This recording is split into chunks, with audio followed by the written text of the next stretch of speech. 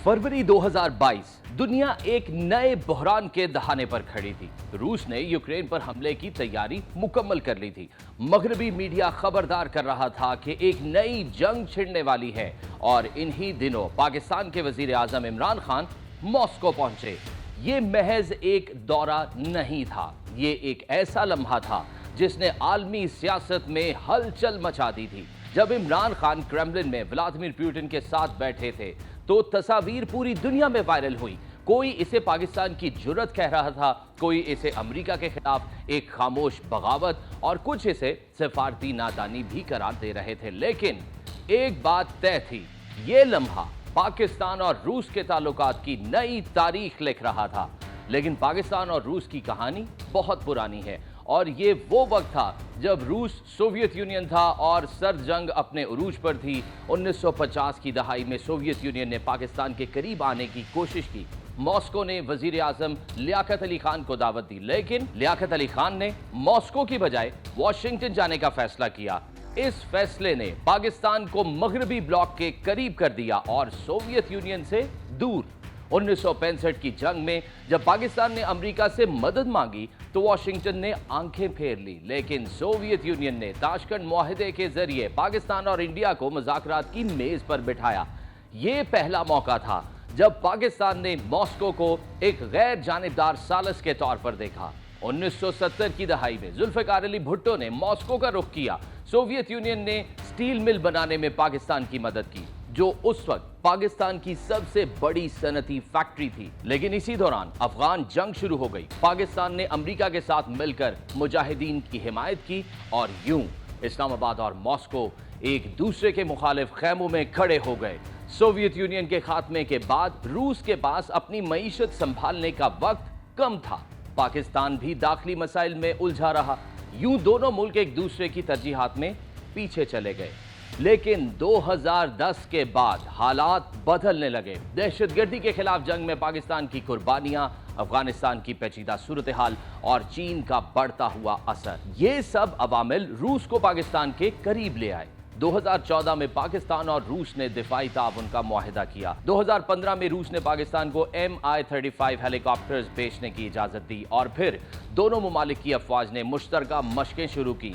इसी दौरान तवानाई का बहरान पाकिस्तान की मईशत को जकड़ रहा था। रूस ने पाकिस्तान स्ट्रीम गैस पाइपलाइन मंसूबे पर बातचीत शुरू की। ये मंसूबा अगर मुकम्मल हो तो कराची से लाहौर तक 1100 किलोमीटर लंबी गैस पाइपलाइन बिछाई जाएगी। इस पर तकरीबन $3 अरब लागत आएगी और ये पाकिस्तान की तवानाई की तलब को पूरा करने में गेम चेंजर साबित हो सकती है। एदादो शुमार बताते हैं कि पाकिस्तान हर साल तकरीबन 43 मिलियन टन तेल और 30 अरब मकब मीटर गैस इस्तेमाल करता है, लेकिन मुल्की पैदावार और इसका निस्फ भी पूरा नहीं करती। दूसरी तरफ रूस दुनिया का सबसे बड़ा गैस बरामद करंदा है, जो हर साल 200 अरब मकब मीटर से ज्यादा गैस एक्सपोर्ट करता है। अगर पाकिस्तान इसका सिर्फ 5% भी खरीद ले तो अपनी तवानाई की जरूरियात का बड़ा हिस्सा पूरा कर सकता है। इमरान खान ने कहा कि हम रूस से तवानाई लेना चाहते हैं क्योंकि हमारी आवाम को सस्ती गैस और तेल की जरूरत है। आलमी मीडिया में इस दौरे पर बहस छिड़ गई। न्यूयॉर्क टाइम्स ने लिखा, Pakistan is walking a tight rope between Washington and Moscow. Washington Post ने कहा, Khan's Moscow trip shows Islamabad shifting priorities. और रूसी अखबार प्राउदा ने लिखा, Pakistan is ready for a new chapter with Russia. 2021 में पाकिस्तान और रूस की दो तरफा तिजारत सिर्फ $790 मिलियन थी। 2022 में यह बढ़कर $1.1 बिलियन तक पहुंची, लेकिन ये पाकिस्तान की कुल तिजारत का सिर्फ 1% है। यानी ये रिश्ता अभी अलामती है, हकीकत नहीं। पाकिस्तान का दिफाई बजट 2024 में तकरीबन $9 बिलियन था, जो जीडीपी का 2.2% बनता है। रूस दुनिया का दूसरा सबसे बड़ा हथियार बरामद करने वाला मुल्क है, जो हर साल $15 बिलियन के हथियार बेचता है। पाकिस्तान ने अब तक सिर्फ महदूद खरीदारी की है, जैसे Mi-35M हेलीकॉप्टर्स और छोटे हथियार। लेकिन अगर मॉस्को इस्लामाबाद को जदीद फजाई दिफाई निजाम या जंगी टेक्नोलॉजी देता है तो ये पूरे खित्ते का तवाज़ुन बदल सकता है। पाकिस्तान हर साल चीन से तकरीबन $25 बिलियन की तिजारत करता है, अमेरिका से तकरीबन $7 बिलियन, जबकि रूस से सिर्फ $1 बिलियन। यानी रूस इस वक्त एक छोटा पार्टनर है, लेकिन मुस्तकबिल में ये तीसरे बड़े तजारती ताल्लुकात में शामिल हो सकता है। लेकिन मसला सिर्फ मईशत का नहीं है, ये सियासत का भी है। पाकिस्तान पर IMF का कर्जा $7 बिलियन से ज्यादा है। आलमी बैंक और मगरबी इदारे भी पाकिस्तान की मईशत पर गहरा असर रखते हैं। ऐसे में रूस के साथ ताल्लुकात बढ़ाने का मतलब ये भी हो सकता है कि मगरबी दबाव में इजाफा हो। 3 सितंबर 2025 बीजिंग, दुनिया की नजरें एक फौजी परेड पर जमी थी। ये परेड दूसरी आलमी जंग के इख्तिताम पर जापान के हथियार डालने की 80वीं सालगिरह के मौके पर मुनाकिद की गई। जमीन पर हजारों फौजी कदम से कदम मिलाकर बढ़ रहे थे, आसमान पर जदीद तैयारे गरज रहे थे, लेकिन सबसे ज्यादा तवज्जो 3 रहनुमाओं पर थी। चीन के सदर शी जिनपिंग, रूस के सदर व्लादिमीर पुतिन और शिमाली कोरिया के रहनुमा किम जोंग उन। ये पहला मौका था जब ये तीनों किसी तकरीब में एक साथ खड़े थे। इस स्टेज पर पाकिस्तान के वजीर आजम शहबाज शरीफ भी मौजूद थे। दुनिया भर के 20 से ज्यादा मुमालिक के सरबराहान भी शरीक हुए, लेकिन एक शख्सियत नुमाया तौर पर गायब थी, नरेंद्र मोदी। चीनी सदर ने अपनी तकरीर में कहा, चीन किसी की धमकियों से नहीं डरता।